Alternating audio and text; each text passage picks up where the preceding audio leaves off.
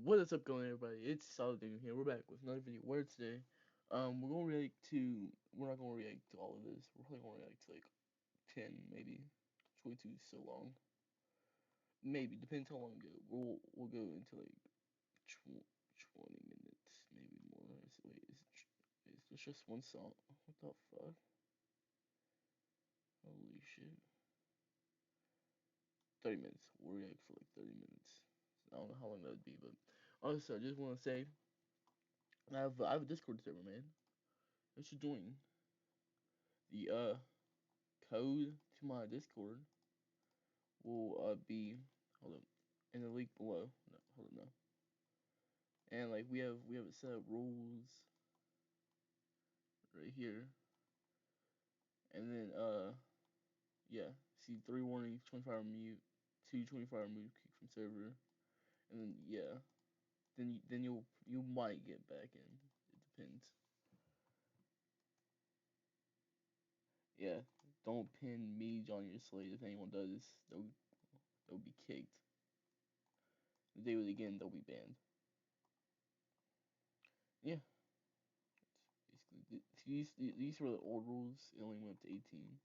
Then I decided to add this one, and then yeah,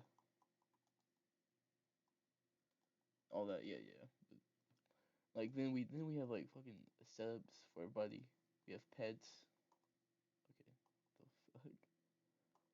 It's been a minute since I checked on all of this. We have memes right here, which is kind of crazy. We have RO for roll footwear, and we have socials. The bot should be doing more than that. With links in general one. Then we have voice chats, lounge, live 2, friendly chat room, gaming room, movie room. This is where like I'll be sometimes. This is where Johnny will be. This is where Slade be, and this is the recording room. For like whenever I'm recording with other people. We got YouTube promo. Right here. 2 so far. Twitch. Also, I don't know about that flag, man. Anyways, TikTok, Twitter, Insta, fan arts, which that's actually kind of nice. Audio login and bot see which you guys won't be able to see that, but yeah, we have no events going on right now. But yeah, also hold up, yeah, show all channels, report rate, yeah, server settings. Like, I mean, we got Daniel's crib. That's what it's called. Server name Daniel crib. I'll put on. We have roles, by the way. See right there. We don't have we have a Finny thing, but he left. I think he left. I don't know, man. Emojis. We have. Yeah, this one might be have to be removed though. I don't know, man. Then stickers, which we don't have any stickers. I don't think. Yeah, the stickers. Server templates, all that shit. Anyways, let's get into reaction. My name is Brandon White, and I used to get food from the McDonald's restaurant close to my house every day. Okay, that's kind of loud, dude. A couple of months ago, I walked in to get something and was attended by a new female employee named Mary. Oh, She was God, middle-aged, had short brown hair, and was slightly overweight. While I waited for my order, she tried to get to know me, making small talk. I didn't mind at the time. She seemed nice, and there was nothing odd about our conversation. After giving me my sandwich, I left, not knowing that visiting McDonald's that day would lead to my biggest mistake ever. The next few days after meeting her weren't that different from the first. But as more days went by, I began to notice something strange about Mary. For starters, Mary was always the one taking my orders. This was unusual for McDonald's. To make things worse, the conversations she tried to have with me only became weirder and left me uncomfortable in most situations. She would say strange things like how I looked so sexy and tasty, and sometimes ask me questions that no employee should have been interested in. Everything about Mary's behavior was odd. She looked almost 10 years older than me and didn't strike me as that sort of person in any way. Eventually, I began visiting another McDonald's far away from my house, deciding against reporting Mary and getting her fired. A couple of weeks went by, and one day, I walked into the new McDonald's and saw Mary working at the counter. I was shocked and expected her to tell me if she was filling in for someone. But instead, Mary acted as if she'd never left the old McDonald's and didn't address the situation at all. She resumed her usual attempts at small talk and disturbing remarks, but I simply ignored everything she said, got my order, and left. I decided not to go to McDonald's for a while, and only had it when a few friends placed orders at their apartments. I didn't know if Mary still worked there, but I wasn't eager to find out. One afternoon, while walking home after getting groceries, someone suddenly bumped into me out of nowhere, and most of my groceries failed. I bent over to pick them up, and the woman who had bumped into me began apologizing as she joined me to pick up the groceries. When I looked up to thank her, I was shocked to see Mary standing in front of me. I remained in silence as my mind raced. Was this woman stalking me, or was this just a coincidence? Yeah, she's stalking After you. standing there in silence, Mary finally said, "Well, young man, I'm in a hurry, so sorry about that," and left, acting like she didn't know who I was. I brushed it off again as a coincidence and walked home. As I got home, I realized my house keys weren't on me, but I was in a hurry and figured I had probably left without them. So I quickly got my spare key from under the mat, dropped my groceries inside, and left to meet up with my colleagues. My coworkers and I spent a couple of hours getting drunk and playing games on our day off. I left and headed home. But as I opened my door, something about it felt different. That feeling you get when someone else has been in your home was everywhere. But I was wasted, and all I wanted to do was take a shower. So I quickly looked around and headed to the bathroom. Later that night, I was alone in my living room watching HBO when my phone rang. I was curious about who could be calling me so late at night, so I answered with a simple, "Hello?" There wasn't a voice on the other end, but I could hear someone breathing heavily for about a minute before finally hearing a whispery voice say, "Come upstairs." I ended the call immediately, assuming it was some kids playing a prank, but something about it felt off, and despite my efforts, I couldn't stop thinking about it, and how I felt someone was in my home earlier that day. About 3 minutes later, my phone rang again, and it was the same number. I simply ignored it and tried to focus on something else. That's when I heard a noise coming from upstairs. I quickly switched off the TV and decided to listen more closely to make sure I wasn't hearing things. Sure enough, I heard a loud noise from upstairs, followed by another, and soon enough, I could tell they were footsteps, and someone was actually in my home. I quickly grabbed my phone and called the police before heading to the kitchen and grabbing a knife. The house was silent for the next few minutes, so I began to walk up the stairs slowly to make sure there was actually an intruder. As I checked each room one after the other, I began to calm down and question if I heard anything at all. Eventually, there was only one room left to check, and as I opened the door to the guest room, I was filled with a feeling of relief as all I could see was an empty room. And the sense of relief I had just gotten was quickly overcome with fear. As out of the corner of my eye, I could see a figure standing behind the door. Before I could say anything, the person jumped on me, knocking the knife out of my hand and settling on top of me, pinning both my arms under her. In that moment, all I could feel was terror as Mary looked me dead in the eyes before proceeding to grab the knife I had dropped. Mary slowly brought her head closer to me and began to sniff me, like she was taking in deep breaths. My skin began to crawl, and I began to struggle to get free, but there was no use, as Mary was a lot heavier than I was. She eventually stopped sniffing me and proceeded to say, "Oh, I missed you so much, baby. But you've been avoiding me lately. You looked so tasty today. I had to see you. And well, now I have to take a little bite." She smiled and continued, "Now, it'll hurt a little, but I'm sure you don't mind, darling." Mary quickly brought down the knife on my hand, taking my pinky finger clean off. The pain shot through my body, and I couldn't help but let out a piercing scream. Blood began to spill everywhere, and Mary couldn't hold back her laugh as she threw my finger in her mouth and chewed it down until nothing remained. At that point, I had begun to close my eyes as I slowly lost consciousness from the pain. That's when Mary said, "No, baby, don't do that. I was just about to have one of your tastier parts." She then proceeded to hold my eyelids open as she lowered the knife slowly towards my eye. Before I could begin to plead with her, police sirens filled the air, and I was immediately filled with relief. Mary quickly got off me and pointed the knife at me, saying, "No. How did they find out, baby? You didn't call them, did you?" One look at the woman in front of me, and I could tell she was absolutely crazy.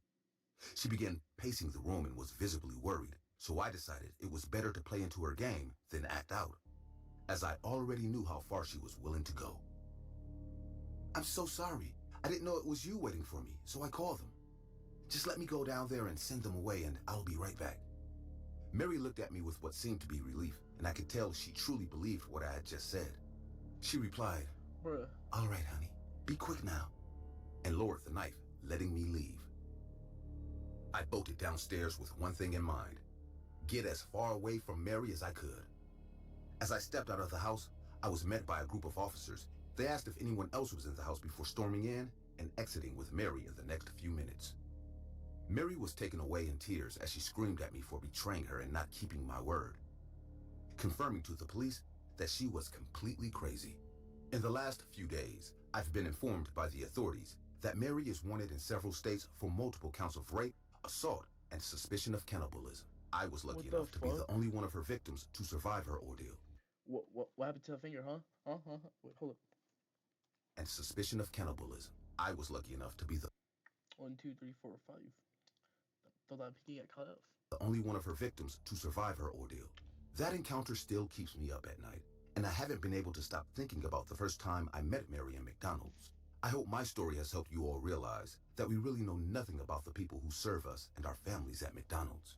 In my case, I met a crazy serial killer who posed as a happy-go-lucky woman, but in your case, it just might be the devil who hands you your Happy Meal with a smile on their face.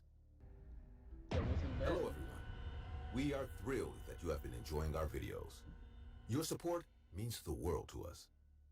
If you've liked what you've seen, please consider liking and subscribing. Unknown.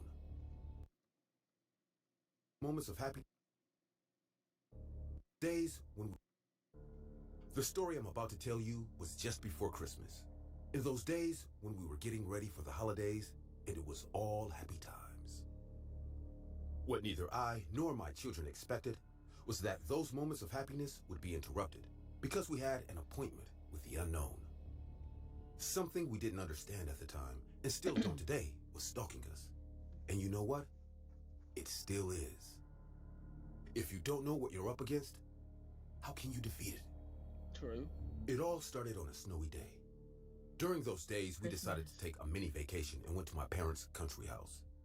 My wife was hesitant to go since we had a lot of work to do when we got back. But the kids were on vacation from school and insisted all year to go, so we indulged them. It was only a few days before Christmas.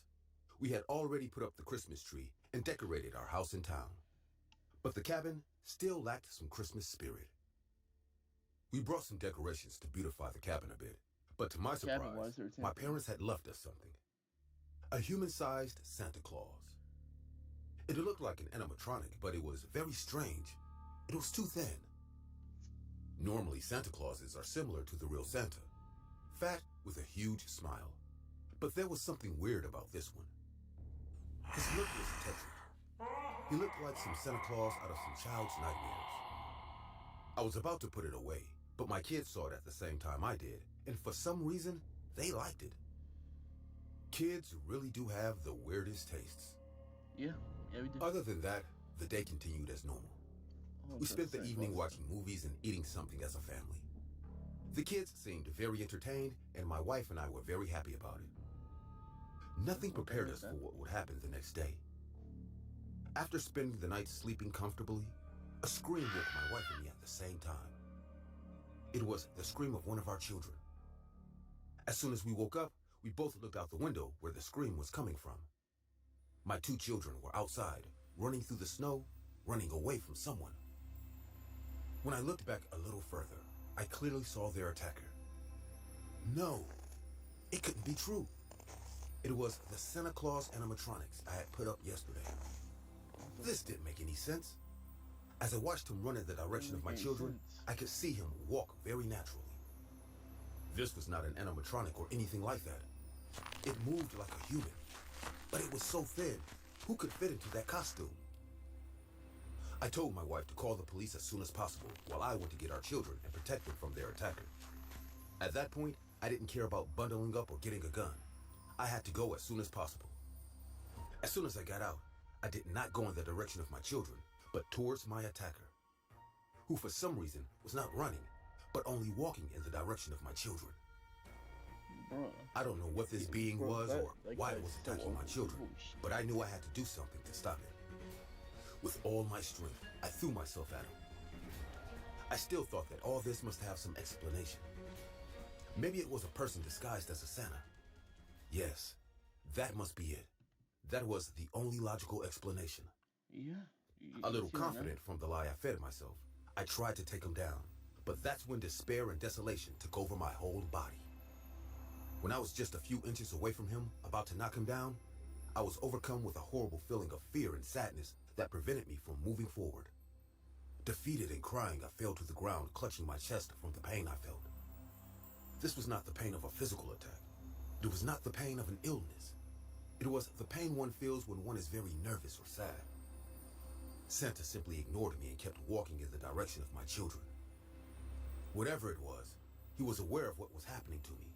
Possibly in some way, he caused it, since he didn't flinch an inch from my attack, knowing what was going to happen. After a few seconds that felt like hours, I gathered all my strength to get up and follow him. The pain and sadness I felt at that moment was so great that even though it faded as soon as Santa left, it still haunted me.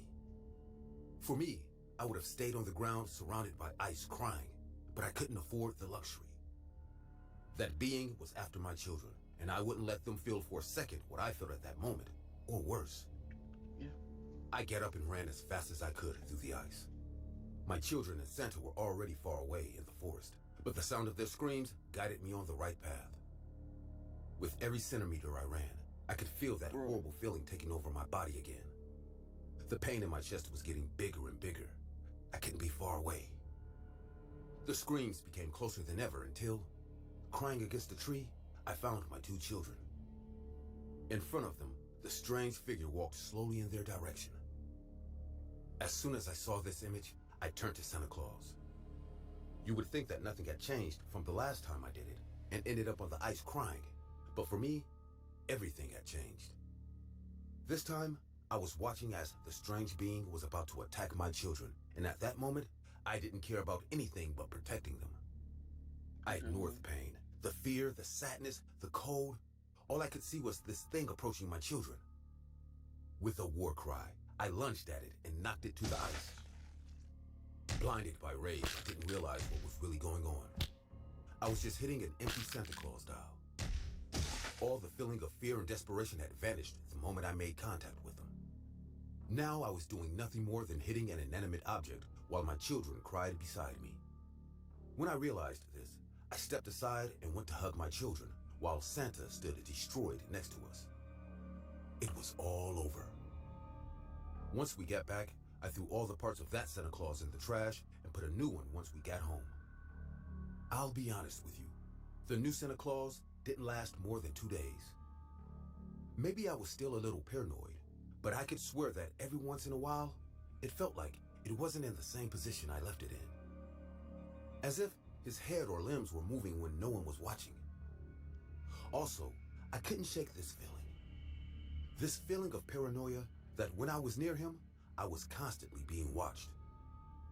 For their part, my children didn't talk about it, but I could see in their eyes that they were terrified. At first, my wife thought everything I told her was a joke. But over time, she began to believe us. Although part of her thinks it's a strange collective paranoia. I can't blame her, and I can't blame you if you don't believe me. Not even in my wildest nightmares could I think something like this could happen. Polar Express. But I guess, as a human, there are things we can never understand.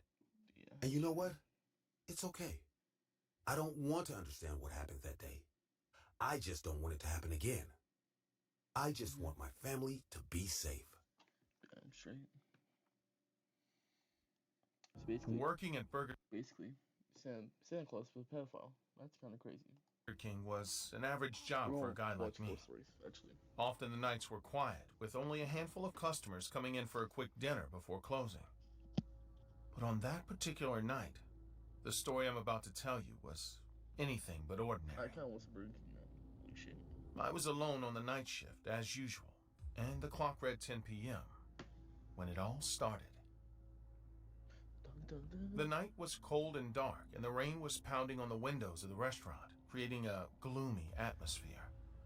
I'd finished cleaning the tables and was about to close when I saw a lone man standing outside in the pouring rain. He wore a black jacket and a hat that hid half his face, but something about his posture sent a shiver down my spine. I still couldn't refuse entry to a customer, so I opened the door for him. The man walked in without saying a word, just staring at me with his cold, dark eyes. He ordered a hamburger and a soda, and I prepared his order. The atmosphere in the restaurant was strange, as if silence and tension had taken over the place. As I delivered his food, I tried to make friendly conversation, but the man didn't respond. He just kept staring at me. Something in his gaze made me uneasy, but I decided not to pay much attention to it. The man sat in a corner of the restaurant, alone, silent. I continued with my usual tasks, but I couldn't help but feel watched. A few minutes passed, and I noticed that the man didn't touch his food. He just sat there, looking at me. I felt uncomfortable, as if I were in a scene from a horror movie. Finally, I decided to approach him and ask if everything was okay. I walked up to his table and spoke to him. "Is everything all right, sir?"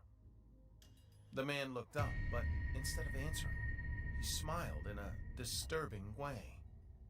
It was a smile that didn't reach his eyes, and his teeth looked sharp as knives. At that moment, I knew something wasn't right, but I couldn't just let it go. The man finally spoke, and his voice was soft and creepy. "I like your restaurant. It's a good place to be alone." I didn't know what to answer, so I just nodded and walked away from his table. I walked back to the counter, trying to ignore the uneasy feeling that came over me. Here's a thank you. The night was slowly progressing, and the man was still sitting in his corner, not touching his food. I decided to call the manager and tell him what was going on. But the call was mysteriously cut off before I could say a word. I felt like I was trapped in a silent nightmare. I decided to take a break and headed for the bathroom. I needed a moment to regain my composure. While I was in the bathroom, I heard footsteps outside. Why would you go? As I came out, I saw the man walking around the restaurant, looking at everything as if he were inspecting every nook and cranny. I didn't know what to do, but I knew I couldn't stay hidden in the bathroom forever. When I returned to the counter, the man approached and finally broke his silence. "You have an interesting place here. I like it a lot." His words were unsettling, and his gaze kept boring a hole into me. I didn't know how to respond, so I simply said thank you, trying to remain calm. The clock struck midnight, and the man still wouldn't touch his food. At that moment, I realized I couldn't let this continue. I asked him if he needed anything else, if he was satisfied with his dinner. "I need you to show me the kitchen." My heart began to pound. I was not allowed to show customers the kitchen, and something about the way he was asking made me even more uneasy. I politely explained that I couldn't do that it was against restaurant policy. But the man was unfazed. He simply got up from his chair and started walking towards the kitchen. I reacted as quickly as I could and started to press the panic button behind the counter, but I didn't know if it was working. The button didn't react and didn't make any sound. Who knows? Maybe it didn't work months ago. Maybe it never worked. Terrified, I made a really bad decision. Driven by pure fear combined with my survival instinct, I ran after him, trying to stop him. I begged him not to come in, but he wouldn't listen. When he reached the kitchen, he stopped and started looking around, as if he was looking for something. I felt trapped between my duty to protect the restaurant and the fear that was gripping me. The man walked over to one of the meat cleavers we had in the kitchen and picked it up. At that moment, I knew I had to do something. I grabbed a frying pan and prepared to defend myself, even though it was clear I was at a disadvantage. Do you know what silence is, kid? Okay. Silence can be scary. Right. The man advanced towards me, his blade held high. I prepared to defend myself with the frying pan, but it was useless. Laughing, he pulled the pan out of my hand as if I were a child playing with something dangerous. Like a cornered animal, I fell to the ground crying, accepting my fate, aware that I couldn't do anything to defend myself against this man. In retrospect, I could have tried to run. I could have thrown myself at him. Anything would have been better than just giving up like that. Yeah. But you know, I'll do it that. really is impossible to act logically in that situation. All I could think of was that a few hours earlier I was at home, getting dressed for a boring workday, thinking about what to eat when I get home. Suddenly, it was all over. Now I was condemned to death by a man I didn't know. His motives were totally unknown. I was just simply going to be the victim of a sick man who was going to kill me for fun. Yeah. As if knowing what I was thinking and how defeated I felt, the man left the knife on the table and began to rub his hands across my neck, enjoying every second in which I couldn't defend myself. Geeky motherfucker. At that moment, I realized something even more terrible. The knife was just to scare me more, but he never intended to use it. I mean, he didn't need to. He just wanted to torture me, to make my death last as long as possible. I could see in his face, in his sick and twisted eyes, how he was going to enjoy what he was about to do to me. Slowly, the man put his hands on my neck. I could feel the veins in his hands getting more and more pronounced, while very slowly, his hands applied pressure to my neck.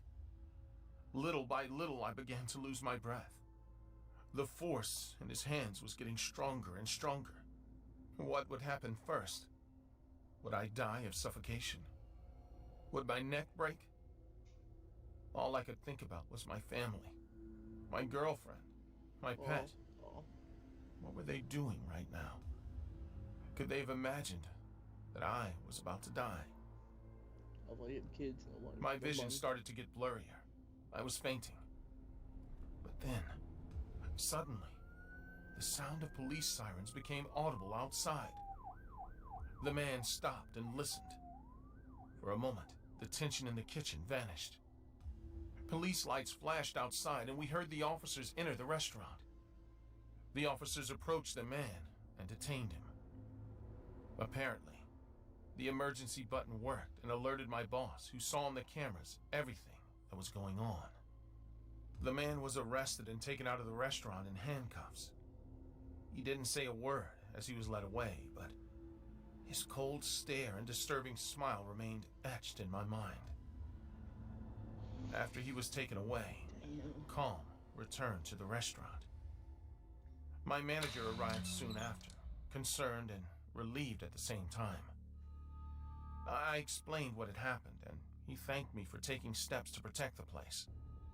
He assured me that the man would not cause trouble again, but I was no longer interested. I would never set foot in that Burger King again. Although the man was arrested, I never knew who he was or why he'd come to the restaurant that night. The experience left me with a lingering sense of unease and fear.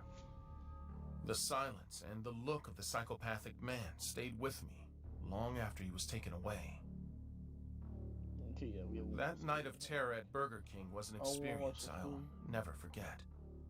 I learned that sometimes evil can lurk in the most unexpected places, and that silence can be more terrifying than any scream. And I don't watch that story, so this Since then, I will be it. never looked at a hamburger the same way again. Yeah. And I always made sure the doors to my house were locked at night, because I couldn't help but feel that sooner or later, that man would come back to my house to Wait, finish what he started. I actually know where you live though. The date was June 15th. Okay, no, that's it. We're done. But anyways, like I said, guys, come join my Discord server, man. Like, honestly, like it's so good. And like, so we have emojis, You need more though. But like, okay, what?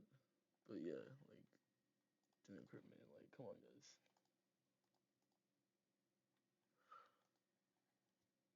But yeah, no, that's been this video, and you know, thank you guys so much for watching. Can I change the chilling link?